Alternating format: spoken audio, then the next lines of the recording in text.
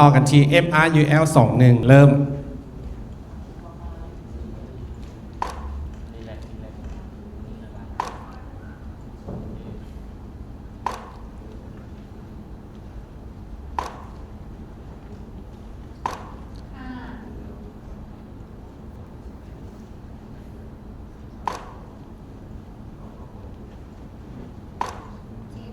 อีก3 ใบเด้อ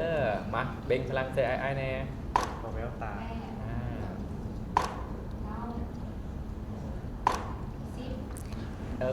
โอเค สวัสดีคณะกรรมการทุกท่านน้องเองมีชื่อว่าจันวินาจันทวงศ์ชื่อเล่นชื่อฟอร์ดอายุ26 ปีน้ำหนัก70 กิโลกรัมรวงสูง180 เซนติเมตรมาจากแขวงนครหลวงเวียงจันทร์เรียนจบระดับการศึกษาชั้นสูงอยู่ที่วิทยาลัยเทคนิคปักประสักปัจจุบันแมนเฮ็ดเวียกเป็นพนักงานอยู่สถาบันการเงินแห่งหนึ่งและน้องยังมีความสามารถในการเล่นกีฬาทางด้านกีฬาบันทรงน้องได้รับโอกาสได้ไปเล่นกีฬาในระดับแขวงระดับประเทศและระดับอาซีเป้าหมายที่น้องมาประกวดในครั้งนี้ย้อนว่านั่นตัวน้องเองเนาะเป็นคนขี้อายบ่ค่อยกล้าแสดงออกปานใดก็เลยว่าอยากลองเปิดโอกาสให้ตัวเองได้กล้าแสดงออกในเวทีนี้และอาจจะเป็นแรงบันดาลใจให้นักกีฬาหลายๆคนได้กล้าแสดงออกเรียบร้อยเนาะน้องมีเวลา2 นาทีกับคณะกรรมการพร้อมแล้วจับเวลาเริ่มไอจีเลิฟยูเป็นอย่างคือว่าคือใส่สุดกีฬามาแบบนี้มีต้องการอยากโซ่อย่างเพิ่มเติมบ่น้องอยากซื้อให้เห็นว่าน้องตัวน้องเองเนาะเป็นนักกีฬาทีมชาติแท้ก็เลยว่าได้สุดนี้ขึ้นมาโดยที่น้องบ่ได้ซื้อมาใส่เองอันนี้แม่นทางสหพันธ์เพิ่นเอาให้ย้อนว่าน้องได้รับคัดเลือกได้เป็นนักกีฬาทีมชาติลาวป้าเป้าน้องคิดว่าการเป็นนักกีฬาทีมชาติกับการนำเสนอตัวตนของน้องเองแตกต่างกันบ่ก็แตกต่างกันอยู่เพราะว่ากีฬามันเป็นนั้นเฉพาะ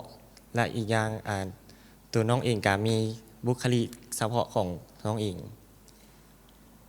คณะกรรมการท่านอื่นไอยมน้องคิดว่าการมาประกวดครั้งนี้น้องมีความพร้อมหลายสำใดการมาประกวดครั้งนี้เนาะน้องก็อาจจะยังบ่พร้อมหลายเทื่อแต่ว่าน้องก็จะเฮ็ดให้เต็มที่สุดความสามารถของน้องคณะกรรมการมีไผอีกบ่มินนี่ไม่อย่างที่คิดว่าน้องบ่พร้อมเพราะเห็นหลายๆอย่างในตัวน้องโคตรที่จะพร้อมเลยในตัวน้องเองเนาะน้องยังคิดว่าตัวเองยังสื่อสารได้ดีบ่พออาจจะยังกล้าบ่กล้าหลายแล้วก็ยังเขินๆอยู่อยากบอกน้องว่าน้องเก่งกว่าที่น้องคิดจือคำไว้เด้อน้องเก่งกว่าที่น้องคิดโอเคคณะกรรมการท่านอื่นงั้นเวลาอีก16 วินาทีอาจจะบ่พอสำหรับคำถามเนาะอยากเห็นทาตีบานเนาะคนนักกีฬาทีมชาติโซยเบิ่งได้บ่อันนี้น้องต้องได้โดดบ่หรือว่ามันจะโดดเลยโดดเลยว่ะมันจีพอว่ะโอเคหมดเวลาพอดีสักขอหนึ่งทาแบบไวๆแม่นขอหนึ่งทาแบบไวๆมินนี่คือสิอยากถือบานโอเคมาต่อกันกับคีย์เวิร์ดของเราเนาะคีย์เวิร์ดของน้องแมนความหลากหลายหรือว่า diversity ถ้าพร้อมแล้วจับเวลาสำหรับความหลากหลายเนาะ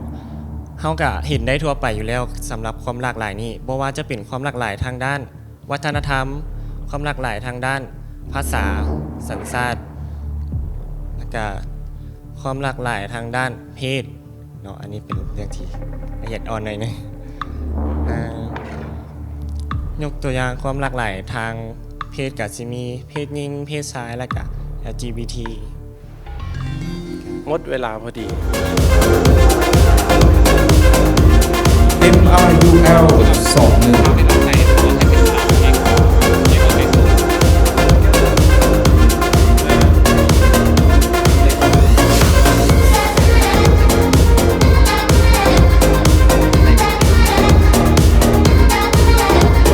21 MRUL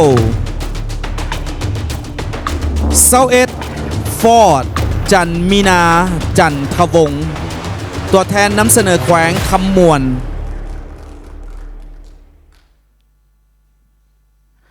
ไปไว้กันเลยกับ MRUL